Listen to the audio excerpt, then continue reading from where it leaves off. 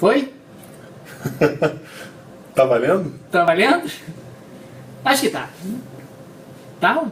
Tá, você Agora está ao sim. vivo.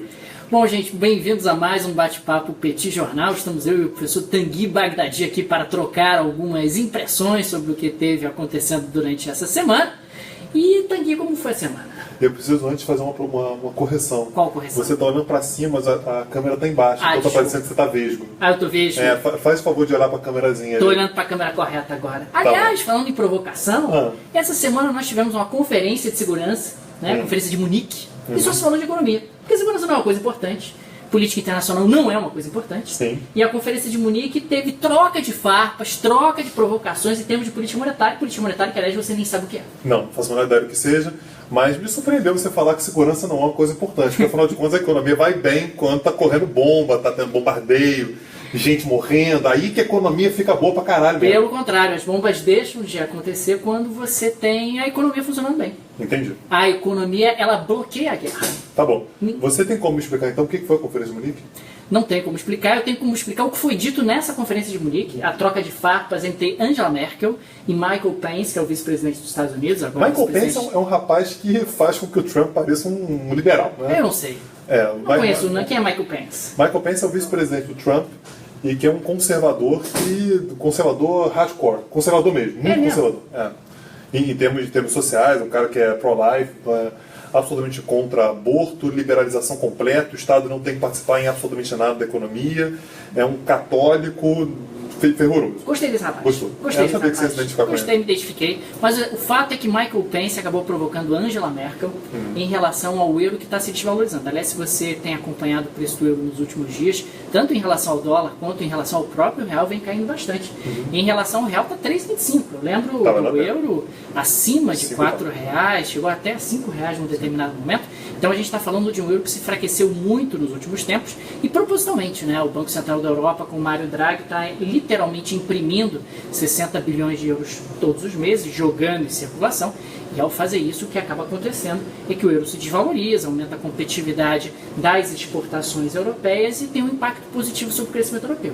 Do outro lado, os Estados Unidos estão começando a apertar sua política monetária, isso fortalece o dólar e diminui a competitividade da moeda americana.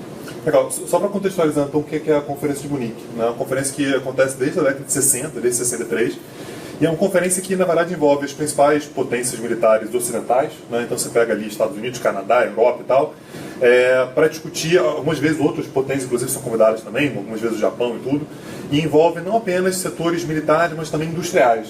Então, é por isso, principalmente da indústria bélica, naturalmente. Então, é por isso que faz tanto sentido que você faça discussões econômicas numa seara como essa. Afinal de contas, se a economia oscila, você tem dificuldade, por exemplo, para fazer investimentos militares, setores militares eles acabam sendo prejudicados também.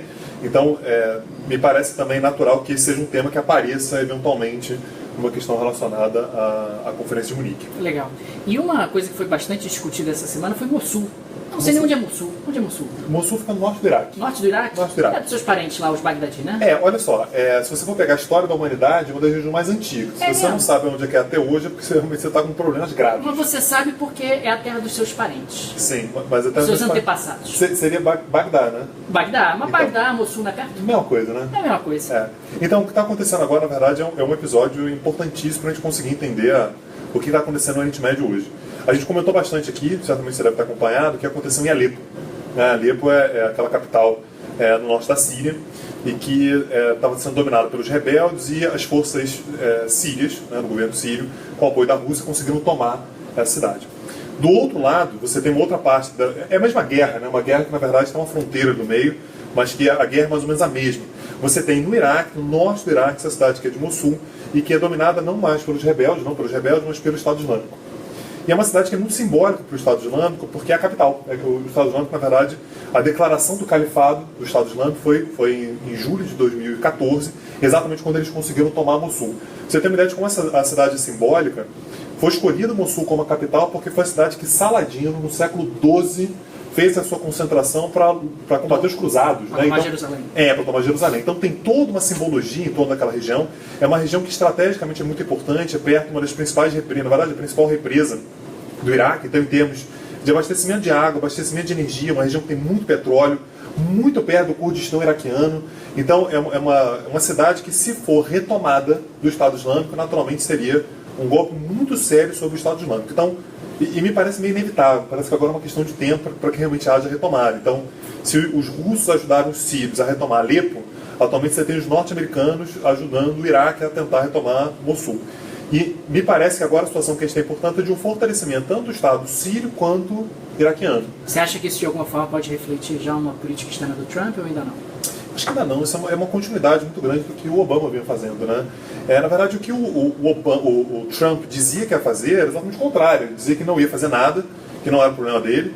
E ele chegou a dar uma declaração como candidato, aquelas declarações loucas dele como candidato, que se os Estados Unidos fizessem alguma coisa para derrotar o Estado Islâmico, o que os Estados Unidos deveriam ter em contrapartida era ficar com todo o petróleo do Estado Islâmico. Imagina a reação que você tem por parte do Iraque, por exemplo. Quer dizer que eu estou numa guerra aqui interminável, em parte porque os Estados Unidos entraram aqui em 2003, e os Estados Unidos estão dizendo que tem que ficar com o meu petróleo. O petróleo está no meu território, está sendo agora contrabandeado pelo Estado Islâmico. Na verdade, essa semana agora, inclusive, o secretário de Defesa dos Estados Unidos foi para o Iraque, exatamente para acompanhar a operação, tentativa de retomada de Mossul, e ele teve que dizer que ele não estava indo lá para roubar o petróleo de ninguém. Então, o próprio secretário de Estado disse que era roubo, né? Seria roubo se isso fosse feito. Mas, de qualquer maneira, se você se interessa pelo Oriente Médio, se você se interessa de alguma maneira pelo que está acontecendo na região, olhar para o que está acontecendo em Mossul agora é importante. Na verdade, é meio decisivo para a gente tentar entender o que vai acontecer aqui para frente. Acho muito difícil que seja o início imediato de uma estabilização. Mas, de qualquer maneira, é mais um capítulo importante para a gente tentar imaginar o que é o Oriente Médio, particularmente Síria e Iraque, ter a derrota dos rebeldes na Síria e a possível derrota do Estado Islâmico em Mossul. Legal. Agora, uma notícia econômica de última hora: o Banco Central do Brasil acabou de reduzir a meta para a taxa Selic de 13% para 12,25%, ou seja, uma redução de 0,75%. Muita gente estava apostando até em mais, estava apostando em 1%, o que significa que o Banco Central foi cuidadoso, reduziu a taxa de juros um pouco mais devagar até do que algumas pessoas estavam apostando. Isso pode ser explicado pelo temor do Banco Central que haja algum tipo de repique em relação à inflação, algum tipo de retorno em relação à inflação, para que as expectativas possam efetivamente convergir para patamares mais baixos. Mas, ao mesmo tempo, também significa que talvez o ritmo de retomada do consumo vai ser um pouquinho mais lento e que o real também tende a se fortalecer um pouquinho mais, porque um juro mais alto no Brasil acaba valorizando a moeda brasileira. Da última vez que teve uma redução grande também foi 0,75, né? Porque na época você ficou um pouco impressionado com a velocidade. Mas de lá para cá, na realidade, o padrão mudou. Na realidade, o 0,75 passou a ser visto como uma redução cuidadosa, uma redução precavida. Hoje já se esperava que a redução poderia ser até de 1%. O Temer, ele chegou a dizer nessa época, né, que foi reduzido 0,75 também, que ele queria chegar rapidamente em um dígito. Né, então baixar dos 10% de juros. Será que ele consegue fazer isso? Ou será que ele tem o interesse de fazer isso até 2018, sabendo que é ano eleitoral? Isso vai aparecer como uma conquista? Não tem a menor dúvida que isso vai acontecer. Tá? Dadas as condições atuais, claro que sempre pode surgir um fator novo, mas em cima de tudo que está acontecendo em termos de evolução, de inflação no Brasil e de ritmo de atividade econômica, todas as apostas indicam que a gente vai ter uma Selic de um dígito ainda este ano. Ainda este ano a gente vai ter uma Selic de um dígito, o que acaba sendo uma grande vitória. Você volta a ter uma taxa de juros um pouco mais baixa dentro de um ambiente onde a inflação está se estabilizando e, claro, que acaba contribuindo um pouco para a recuperação do crescimento. Agora, a gente tem que sempre tomar cuidado que o juro nominal está caindo, a Selic está caindo, mas a inflação está desabando. Então, a diminuição do juro real não está sendo tão expressiva assim. E se você considerar também que o risco Brasil caiu muito, caiu da casa de 500 para 200 pontos, a relação risco-retorno do Brasil melhorou bastante. Isso, em parte, explica bastante também a valorização que o real vem experimentando nos últimos tempos. Né? O Brasil continua com um juro real muito alto, porque o juro nominal está caindo, né? O valor nominal da Selic está caindo, mas a inflação também, com um ritmo muito acelerado.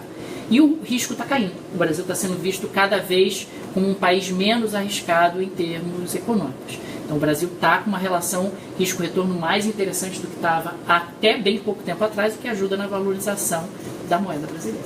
Legal. Então você já inclusive respondeu a pergunta do Henrique Sato, que colocou ali se está tendo uma redução dos juros reais. Tem, mas é pequeno. Muito pequena, não está sendo realmente uma redução expressiva. Se você colocar na conta que o risco também está caindo, a relação risco-retorno do Brasil em termos reais até melhorou. Legal. Mais alguma coisa? Não, acho que é isso. Não? Abraço, gente. Até semana que vem. Falou.